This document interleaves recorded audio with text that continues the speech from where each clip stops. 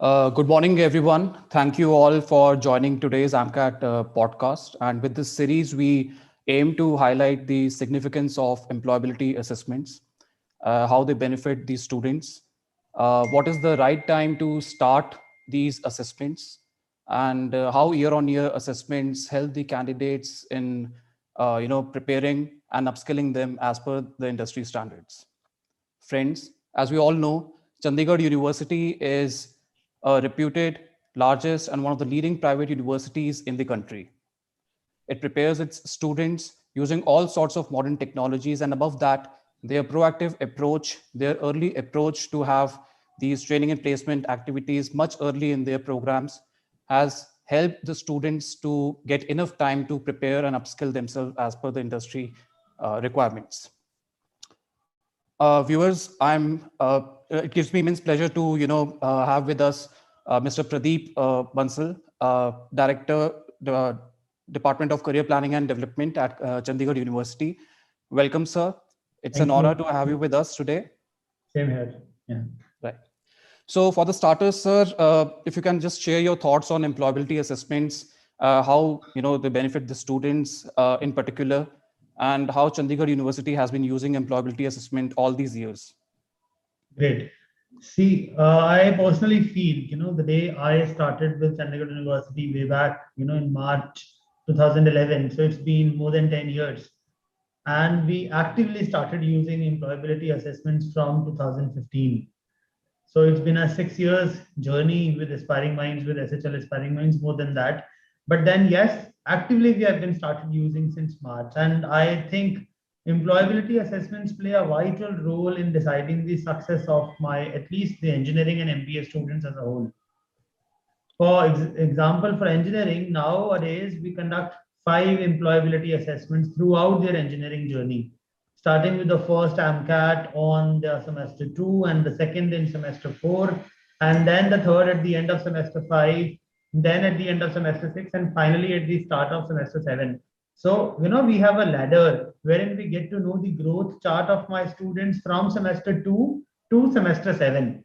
Over these 3 years, how have the student progressed? How have the student been able to get closer to his employability aspirations? So, we plan our intervention basis your scores. Once we get the AMCAT scores, we plan all the interventions accordingly. We plan all the customized trainings accordingly. Students have been categorized into various sections basis their AMCAT scores. So there are 27 categories, basis the AMCAT score. Yeah, this is strong in logical. This guy is weak in quantitative. This guy is very strong in verbal ability. So all these 3 sections put together, even if I put 3 categories of each of them, weak, strong, very strong. So 3 into 3 into 3, that makes it 27. 3 categories for English, 3 for quantitative, 3 for logical. And once the students are bucketed, right, they are categorized into these 27 categories, they learn from their peer group. They know that, yes, I am into a group which is very strong with English, very strong with quantitative, very strong with logical. We also know that we need to cater to a different class and we need to have a different content for this particular class. If I'm catering to the first category, which is weak in English, weak in quantitative, weak in logical, so they're all weak in 3, and I start delivering the strong concepts to those set of students, doesn't make any sense. So we have different content for each of these categories. Different course files for each of these 3 subjects are made by us for all these 27 categories, and that gives us all these results we have been claiming for all these years. Right. So this is very interesting. You just mentioned the bucket segmentation that is being done at your university basis, the feedback reports and analytics that has been shared by AMCAT. Yes. So, sir, I would like to know that how this year-on-year assessment, I mean, this assessment journey of the candidate, right from the first year itself till the candidate, reaches in the final year, is almost industry ready. So, what are the best practices that you have incorporated in your system to ensure a smooth transition from each bucket to the successive buckets? And what is your observation on that? I mean, is there a significant transition from the buckets into the successive buckets, especially Yes, from the lower and the yes. medium buckets to the higher buckets? Yes. There is a huge, enormous, rather than significant, there's enormous, improvement in the scores. I'll take an example of my recent batch, 2022 pass outs. So the students who are now in their seventh semester appearing for the exams, most of them are placed by grace of God and by our collaboration. Now getting into eighth semester, I'll take an example. Their first AMCAT was conducted on 23rd of February 2019 when they were in their second semester, right? So if I, look at my analysis of 2019 February, only 62 students, I am sharing the count, were able to cross a benchmark of 550, which is generally the expectation of a niche company. We start with, bucketing students as low as 400, but then looking at 450, 500, 550, I had only 62 students who crossed a benchmark of 550 in English, logical, and quantitative. Now, after these four AMCATs, imagine, your content is changing. It's an adaptive test, True. correct? So it's not the same set of questions. It is not the same set of instructions. So student now imagine 1124, 1124 students. You have the database with you, Yeah. correct? So from that Excel sheet, which we got from Suraj and Jasmeet, I, filtered out and I was so happy that 1124 students now in the fifth AMCAT crossed that same benchmark of 550 in English, logical, and quantitative. In terms of percentage change, imagine the percentage change is 17,013%. Wow. That's Yeah, huge. That's so huge. that's the, I guess, the highest pan India. I was discussing, with our Spock from your company, the AVP, Jasmeet ji, who has been cooperating like anything with us since last these 7 years. I hope this relationship was made beautiful by his contribution every day and, for every set of advice he has been given to my students. 17,013%, 1713%. I hope that's the highest for your company as well. So, True, sir. and this True. has been the success story for us since almost last 4 years. Percentage increase, and that too higher than 100%. People talk about I've got an 100% increase, a 200% increase. I think nobody has claimed 1700% increase. So this is the kind of change we have observed practically just because of conducting these employability assessments. Had we not been conducting, see, imagine we can conduct an employability assessment in-house as well. We have a very strong ERP where we have a module to give questions to students. We don't have adaptive platform, but then we have a strong ERP wherein we conduct CUCATs also. We have learned from you guys and now we have built up our own CUCATs, but still we are conducting five. Now, there has to be a reason. It's not only the adaptive nature of the test, but because it's an test which is made and prepared outside the university. My teachers have not made the questions. Otherwise, the system can be biased. I can create my own test. I can create the similar test in the class also, and I can teach whatever I want to ask in my test. Even the management will not rely, the corporates will not rely. Now, when my honorable chancellor looks at the improvement and he cross verifies the improvement with this need, right? We understand, yes, there has been proper intervention in terms of training. Yes, this student has to be given this particular content, and this particular set of trainers are very good to train weak set of students. These particular set of trainers are very good and appropriate to train the best lot of students. So it's not only the bucketing of students, it's also the bucketing of trainers, which I'm doing on a regular basis. And the content, the number of hours which a person needs for quantitative improvement if he's in a lower category is much higher than the number of hours which, a person who is a very strong in quantitative, he may not need that many hours for quantitative. He may invest his time on English or for computer programming or for whatever section he is weak in. So the number of hours is being chalked out accordingly. The trainers are being chalked out accordingly. And then we are giving a set of 18 books. As you asked that what are the best practices? So that's one of our strongest practice, that we are giving a hard books to each of our students in terms of quantitative, in terms of logical reasoning, data interpretation, data sufficiency, grammar, mock GD book, which has unique 600 GD topics with even sample solutions for each topic. We don't want the students to ratify, but then this gives a hint to generate ideas out of the box there in the live GD. And then there is a book dedicated for personal interviews, which is 1,000+ unique PI questions. Right. Right. Amazing, sir. Amazing. Good to know, sir, that the feedback and analytics that are being shared with Chandigarh universities, you guys are so immersed into those analytics, and you're actually using it in a very channelized way, so that your training program as a whole is becoming more efficacious day by day. More efficacious. Yes, Right, sir. exactly. Right. So these So, analytics yeah, have, helped us a lot in improving the training quality. great, sir. Great, sir. Good to know that, sir.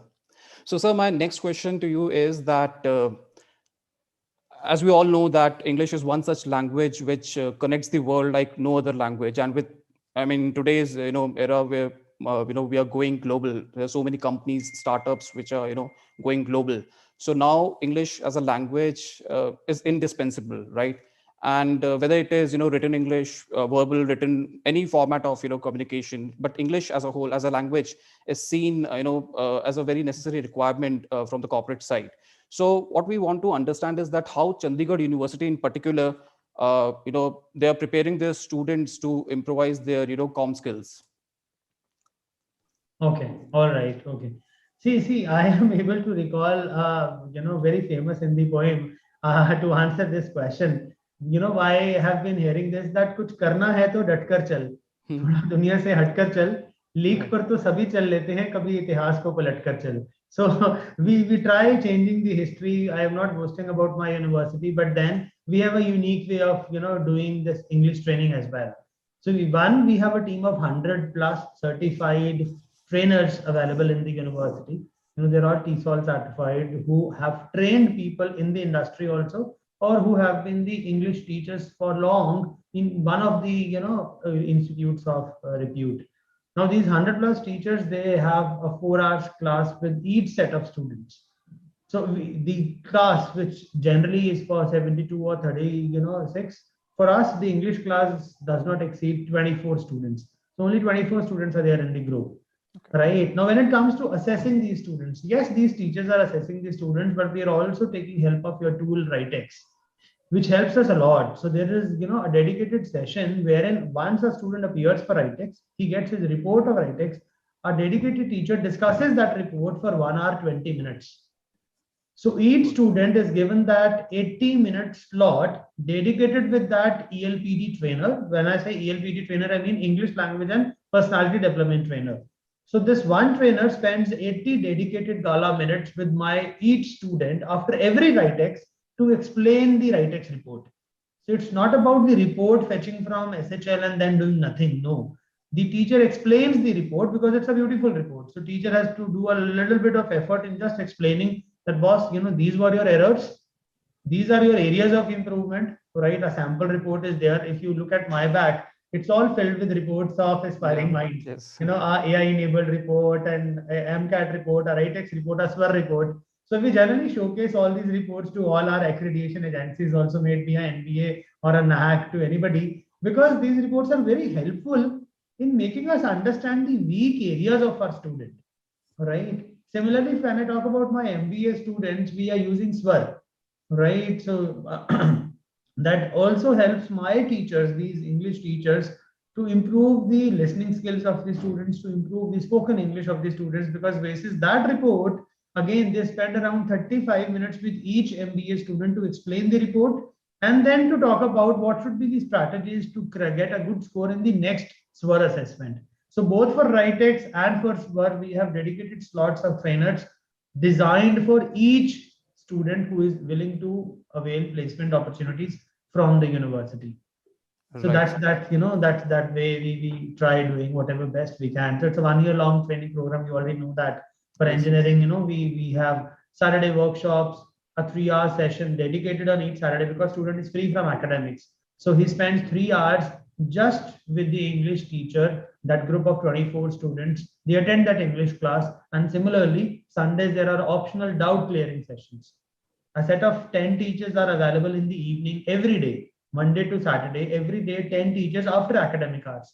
The university academics gets closed at 4:20, 4:40 p.m. to 6 p.m. So these 1 hour, 20 minutes, 10 teachers are available every day. Any student whosoever has doubts in English or quantitative can walk into those particular designated rooms. There are online teachers and there are offline teachers. So 5 online, 5 offline. Because of COVID, we also changed our Yeah. protocols, right? So these teachers are available for this 1 hour, 20 minutes to clear the doubts of students, which they may have not been able to clear in the regular session because of the presence of those 24 students. So Right, these are sir. some of our best I practices. must say a lot of dedicated effort is being put by the university, along with their students. Right. Good to know that, sir. So, sir, my next question to you is that coding, programming, it's a buzzword.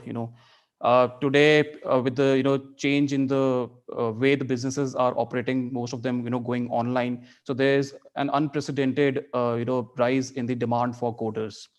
And as we know that Chandigarh University is using coding platforms like Automata and Automata Fix. So how has been your overall experience with these coding platforms, and how these platforms are actually helping out and evaluating, assessing the candidates, and helping them improve their coding skills? A good question, Mandeep. See, using the Automata and Automata Fix scores, we take out the best possible students of my computer science engineering. So, as your team might be aware of the fact that once we conduct the first set of AMCAT in semester two, we take out the top 20% students from the entire lot of CSC students. So, once I have an X number of students in my engineering CSC, the 20% 0.2x is taken out, and we tell them and we label them as a Cargill batch, right? So we are very fascinated by the word Cargill war, Cargill. right? So this Cargill batch is now trained by a special set of teachers who are coders from the industry, and these teachers train these students basis their AMCAT scores, basis their automata scores. So we take out the top 20%, and then this number is shrinked to 10% at the end of fourth semester, because fourth semester we have the second AMCAT. So once a student appears for the second AMCAT, the second automata and the second automata fixed scores are available with us. Again, a shuffling of these students is done. So students are now aware that 1 year down the line, Pradeep sir is going to ask us to leave this Cargill batch, and the new students will be joining the Cargill batch basis their performance in automata and automata fix. So this AMCAT is like a buzzword in the entire university when it comes to engineering and MBA students. They know basis the AMCAT, my section will be decided by sir. Basis the AMCAT, my Saturday workshop batch number will be decided. Even the room numbers are given basis the AMCAT scores. Great. These students are in the top category, so they'll sit in the lower floor, in the best possible room. And the weaker students, they go to the higher floors. Accordingly, this much of motivation has been done that they're always worried that I need to have a 650 plus, I need to have a 700 plus. That internal competition helps us. Again, because the questions are not designed by my teachers, so students are also very clear that the questions are neutral. A new set of questions will be coming in every AMCAT, and basis their automata scores, we also decide that which student sits for which product company, right? It's not only the categorization for training interventions, it's also the categorization for actual companies. Coming to campus for campus placements, the entire lot of X students cannot sit, right? At times they say that we want to meet only 0.1x or 0.3x, 0.4x, and there has to be a test which is conducted by some external agencies. So we give your scores, we tell them that these are the scores available with us, you can cross verify with the company, and these are not our scores, these are not the questions designed by my teachers. So these scores can be used to filter out the first possible layer of students for their shortlisting. Right, sir. Right. Good to know that, sir. Amazing. As we all know that the coding is something which is going to stay for a very long time. And with the increase in the demand for the coders, we must, have some very scientific, platform in place, which is developed on, using the state of art technologies, which can actually, uh, pull out the coding knack, or you can say performance of the candidate, and help them understand that where they stand, as per the industry norms set up, or standards that they are looking out for. Great, sir. Good to know that, sir. Yeah. We keep guiding our students, the one month success mantra कि Right. बच्चे बिना बिना काम के मुकाम कैसा, बिना मेहनत के काम कैसा, जब तक ना हो हासिल मंजिल तो राह में आराम कैसा. And I think they Wow. are religiously following it, Wow. right? And they have to follow it, otherwise they cannot reach that zenith of success which they have aspired for. Yeah. Absolutely. Absolutely, sir. Right. Right. So thank you so much for your valuable feedback. It really means a lot coming from you. And it's been wonderful talking to you as always. And thank you so much for taking out time from your busy schedule for this podcast session today, sir. Pleasure is all mine, and thank you, Mandeep, for giving me this wonderful opportunity to share, whatever little we are doing in the university for our students. It's a learning experience for us as well, wherein we get to learn the best practices available in the country from your other podcasts. Yeah. Right. Thank you Thank you for so such much. an amazing series. Yeah. Thank you so much, sir. So, viewers, that's all from today's podcast session. It's time for most of us to, start thinking on the lines of assessment. And every student, I guess, they deserve an equal opportunity to have access to such, assessment tools, to these technologies where they can assess themselves, realize their true potential, and work forward for a better career for their aspirations. Just we need to just start trusting the online technology, and as it is rightly said that the proof of the pudding is in eating. So let's start with the assessments as early as possible in our program. So that's all from our side. And in case if you have any queries, if any assistance is required, please do reach out to us at campus@shl.com. I repeat, campus@shl.com. Many thanks. Stay safe, stay healthy, and goodbye. Thank you, sir.